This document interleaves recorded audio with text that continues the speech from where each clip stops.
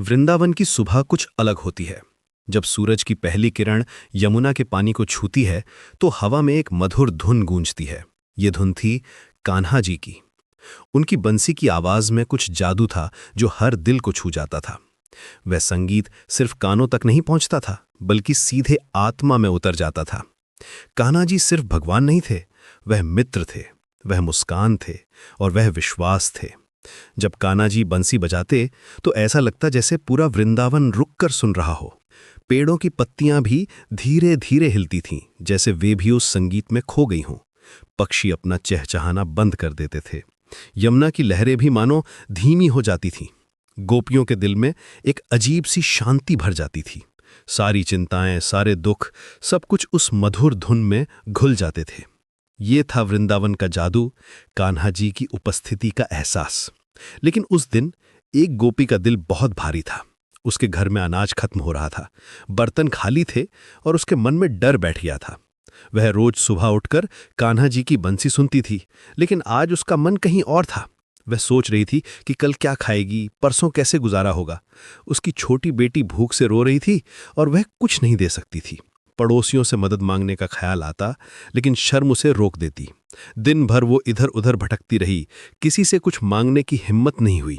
कभी वो यमुना किनारे जाकर बैठती, कभी कान्हा जी के मंदिर के पास, लेकिन मन में वही चिंता घूमती रहती। शाम होते होते उसकी आंखों में आंसू आ गए। वह अपने छोटे से घर में बैठकर रोने लगी।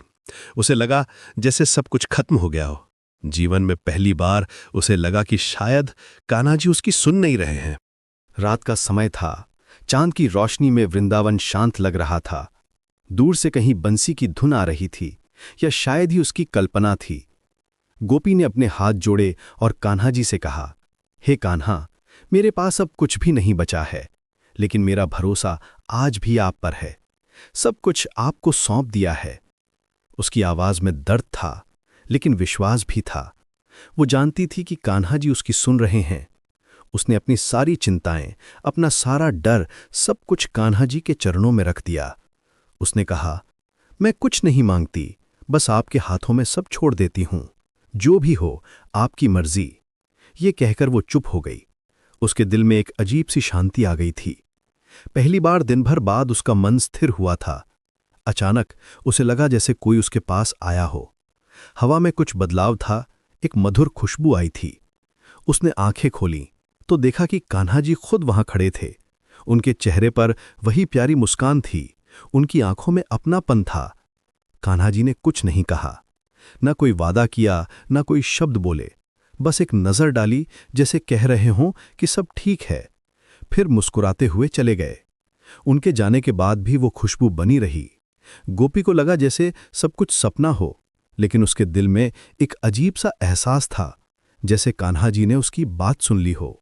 वो रात भर सोती रहीं और उसके सपनों में बंसी की मधुर धुन गूंजती रही। पहली बार कई दिनों बाद उसे गहरी नींद आई थी। सुबह जब वो उठी तो उसकी आंखें फटी रह गईं। उसका घर अनाज से भरा हुआ था। चावल, दाल, आटा सब कुछ था। बर्तन भरे हुए थे, दूध से भरा घड़ा भी था। उसे यकीन नहीं हो रहा था। वो समझ गई कि ये कान्हा जी का कमाल था। बिना कुछ कहे सब ठीक कर गए थे। उसकी बेटी खुशी से ताली बजा रही थी। उसकी आंखों में खुशी के आंसू आ गए। वो कान्हा जी के सामने हाथ जोड़कर खड़ी हो गई। उसने कहा, हे कान्हा, आपने मेरी सुन ली, आपने मेरा भरोसा रखा। उस दिन से उसका जीवन बदल गया। वो जान गई थी कि कान्हा जी हमेशा साथ हैं। उसे एहसास हुआ कि समर्पण में ही सच्ची शक्ति है।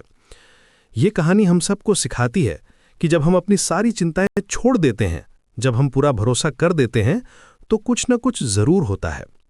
कान्हा जी हमेशा दिखाई नहीं देते, लेकिन साथ हमेशा रहते हैं। वो बोलते नहीं, लेकिन एहसास जरूर कराते हैं। उनकी मौजूदगी हर जगह है, हर सांस में, हर धड़कन में।